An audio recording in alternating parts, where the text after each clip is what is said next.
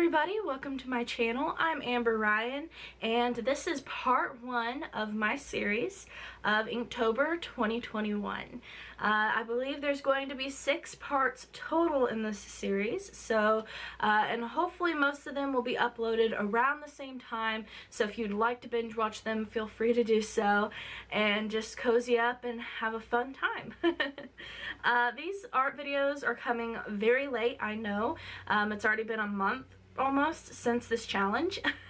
Inktober, I spent a full month doing an art piece every single day for a designated prompt from Inktober, the official list. And it took me like an entire month to film and do all of the art, and then I spent all of November editing all of these videos, which was a challenge all on its own.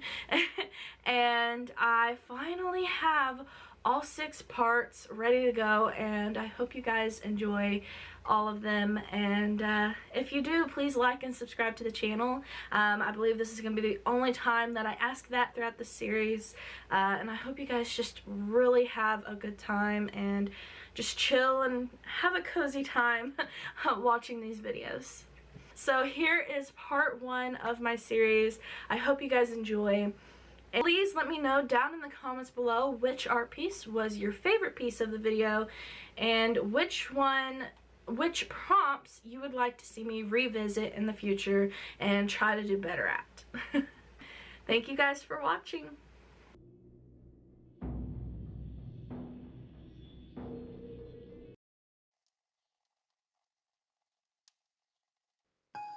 Welcome to the first day of this crazy month-long journey. At the time of recording this voiceover, it's actually been well over a month since I've created this piece, and it's just crazy to me to look back and see all this work that I've put into this month of art. And it's just insane. So as the first piece of this challenge, I was actually very anxious, I was excited, but I was also very nervous on how it was going to turn out. And I really just wanted to start this challenge off, you know, with a great piece. Like, I really wanted to start it off good. And the first prompt was crystal this year. And I actually had several ideas for the prompt. I was originally thinking about doing a crystal garden with some cute little ghosts popping out of the crystals and, you know, doing something cutesy, because I knew for sure I wanted most of the art pieces this year to revolve around Halloween, because October, of course, is the Halloween month, and that's my favorite holiday. So almost every piece, I believe, has something related to Halloween. And so this one, I just wanted to make it spooky, but I also wanted it to be very magical. And I always love the theme of fortune tellers, the Halloween decor for fortune telling and everything. So I decided to go for a crystal ball. And by now you can see that I have painted a snake stand, and all of this is in watercolor. And I decided to do a limited color palette, which was black, purple, and orange. So the snake stand was honestly just a cheat, the easy way out, because most crystal ball stands, if you Google them or look them up on Pinterest, you can see they're very detailed and very ornate, and I just wasn't confident enough in my watercoloring skills because I hadn't even touched watercolors in over a year at this point. So this was my first time picking up watercolors in over a year, so I just didn't trust my skills enough to do a very detailed watercolor piece at this point. So I decided to do the easy way out and do something a little creepy for the stand and just do a black watercolor snake. And then in the crystal ball, I wanted it, like I said, to be magical and creepy and Halloween. So I did a jack-o'-lantern face in the crystal ball itself in this bright orange color, which I think really made it pop. And I actually took my sweet time in the details of that mouth. And it took me a lot longer than what you guys are seeing in the video, I promise.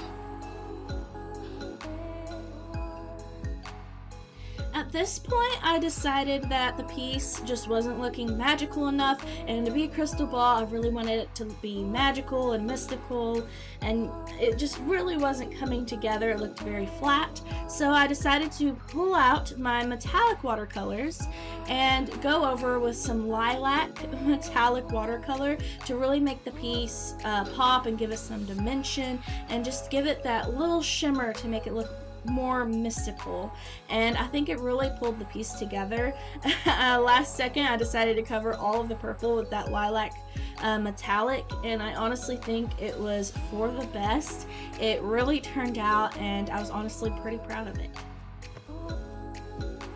So next I decided to use one of my favorite methods to just add a little something extra to my art. I like to experiment. That's my favorite part about being an artist. And so what I like to do is cut out these pieces, and of course I watercolored its separate background, and I put them on cardboard so they pop out and just to give this 3D effect to my art. And here's the finished piece. I hope you like it.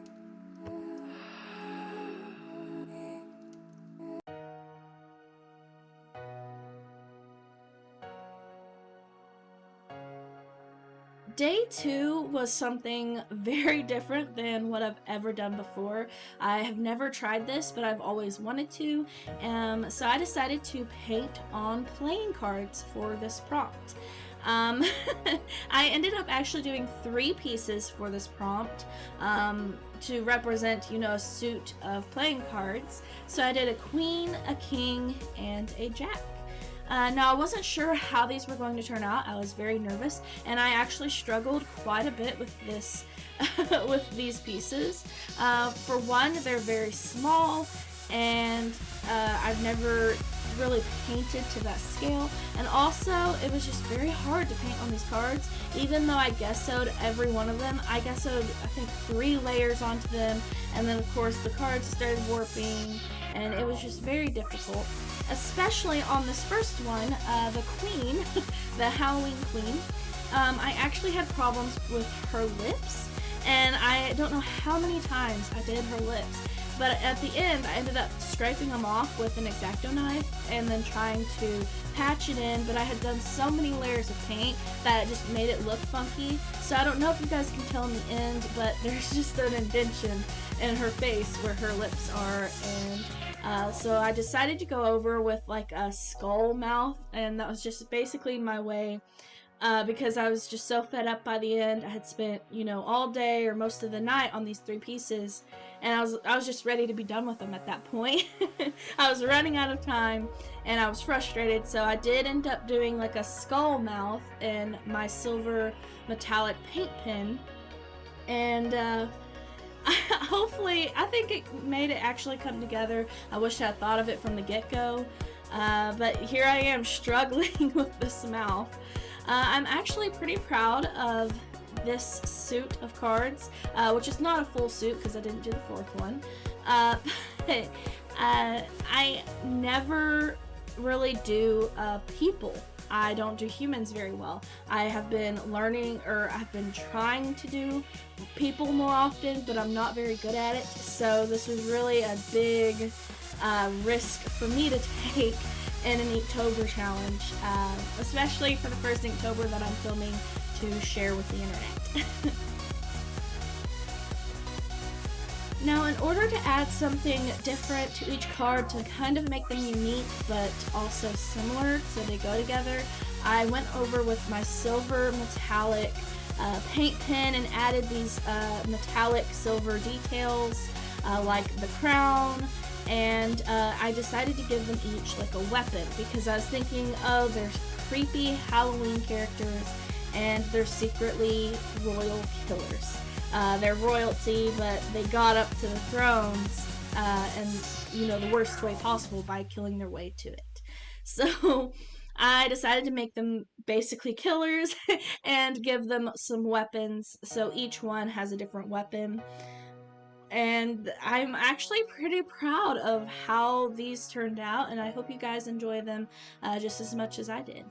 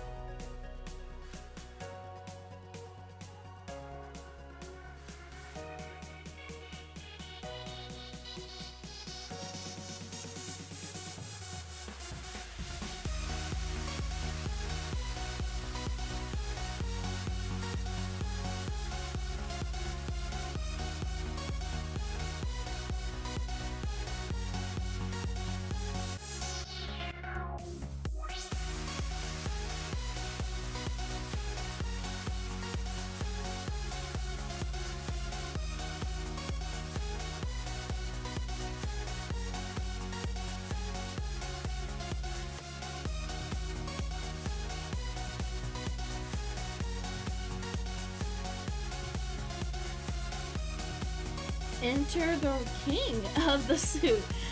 For each character, I decided to do a different color palette to also make them a little different from each other.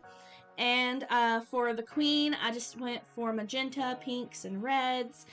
For the king, I went with blues and black. So each of them really have a Halloween related color still.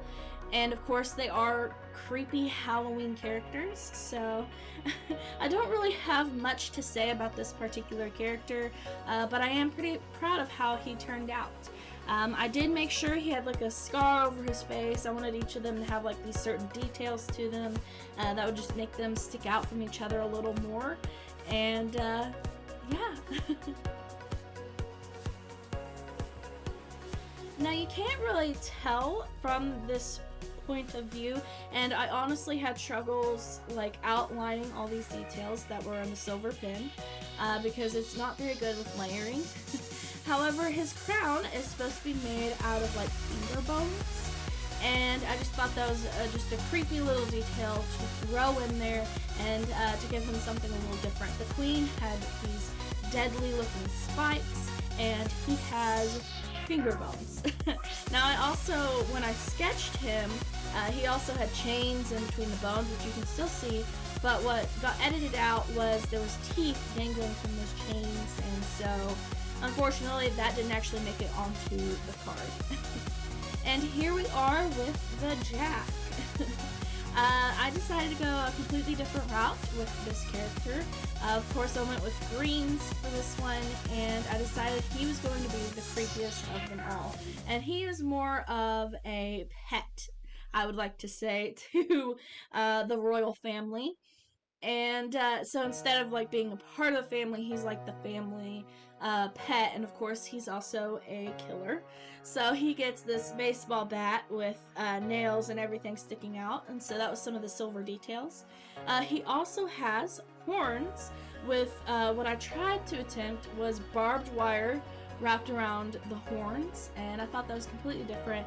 And of course, he's not like the others. He's completely from out of this world. He's practically, I would want to say, a demon character because his eyes are black and his earring is a tooth. So what we lost from the king, the Jack gets as jewelry.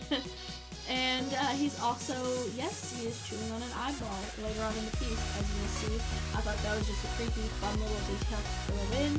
And he has chains on him to represent that he is like a deadly killer pet to this royal family. And so I just thought it was an interesting, creepy Halloween character. And he was honestly probably the funnest one to create.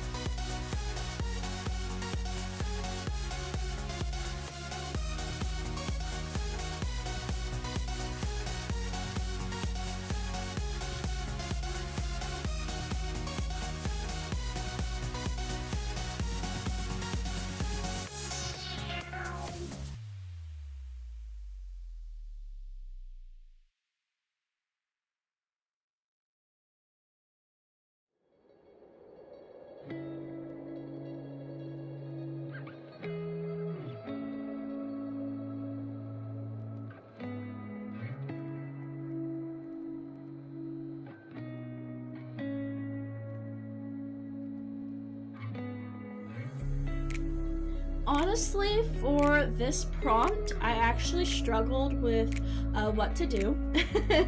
I always liked the idea of voodoo dolls.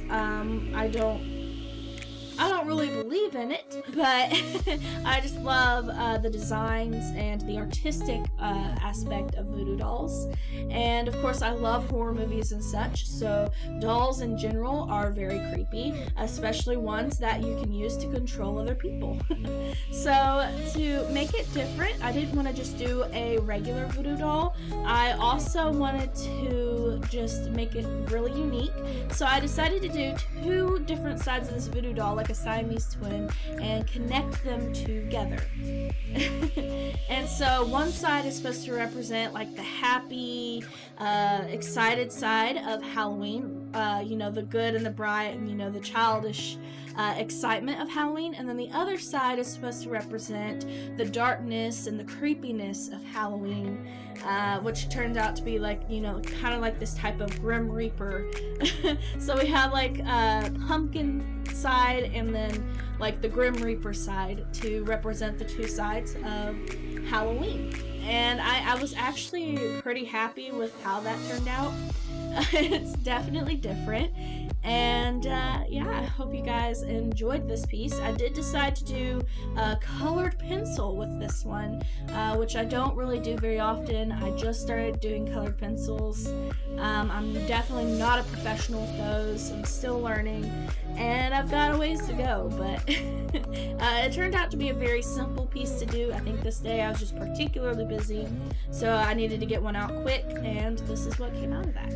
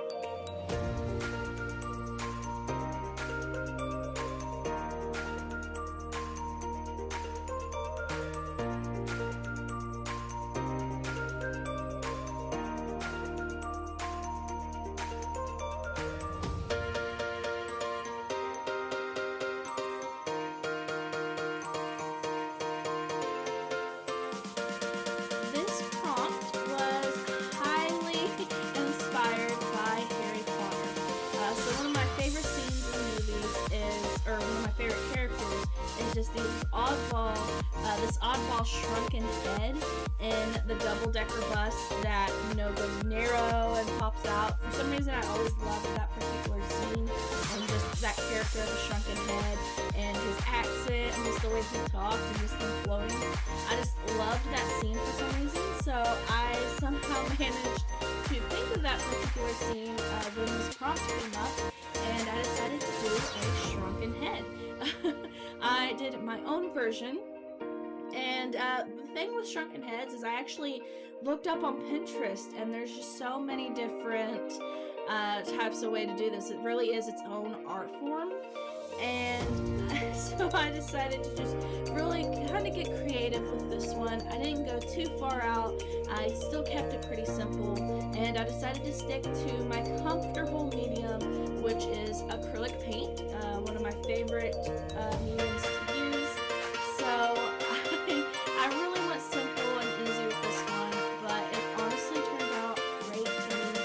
So here is my shrunken head.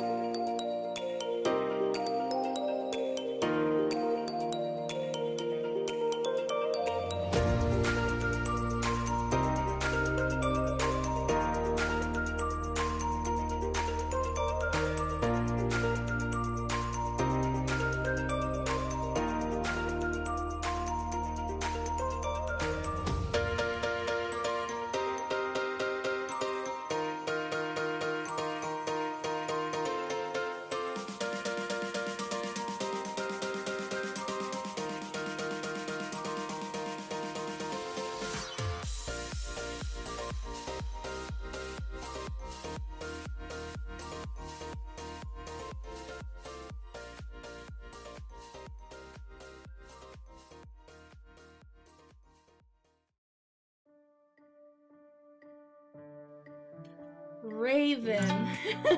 Now this prompt is another one of those prompts I actually had so many ideas for, so many things I wanted to do with it, but it was just a matter of time and, you know, being able to pull it off in the short time that I had to do. So I did decide to go a little out of my comfort zone with this one though. I am masking it off and I'm using actual acrylic ink. Now I have never used this medium before. I have no idea what I'm doing at the point of this video, and it was my first time ever actually using it. I was experimenting, and unfortunately luckily I had used watercolor, so I had kind of an idea of how it would go. However, it was definitely a big learning curve on this one, and unfortunately it ended up very streaky, and when it's wet it actually looks fine, but when you see it dry at the end of this section, you will see that it just ended up a little odd looking. It didn't look like one cohesive piece. It looked a little messy, but honestly it just added some character to the piece. But I decided to get a little creative with this one, and this one was originally planned to be my intro artwork, where you see the mausoleum at the beginning of each of these videos. this one was supposed to be that piece for the intro to all of my Inktober videos, and I just didn't like it enough by the time I was editing these videos, so I ended up switching out the pieces. But I actually loved trying this different medium for Inktober. I figured for Inktober I would actually use ink, and it still turned out great, just wasn't what I had in my head. So I really looked out on this particular piece. It's not my favorite, but it's not really my least favorite either of this entire challenge. So hopefully you guys enjoy watching me struggle with this medium and try it out.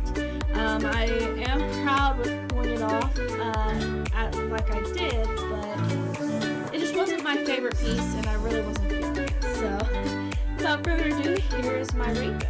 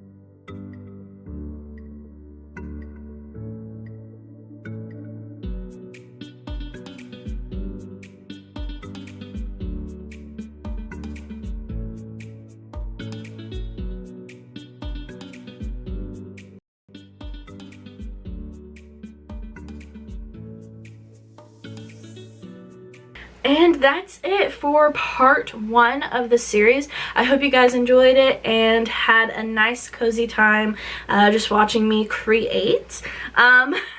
This series just gets crazier and wilder, so if you would like to continue watching the other videos, you can find them here on my channel. And yeah, it's going to be a crazy time, so feel free to join me and look back on this just wild adventure I had of a month doing all of these art pieces. And I tried as many different methods and mediums as I could, and some were better than others, but I really hope you guys enjoy the video, and thank you guys for watching. I'll see you guys next time.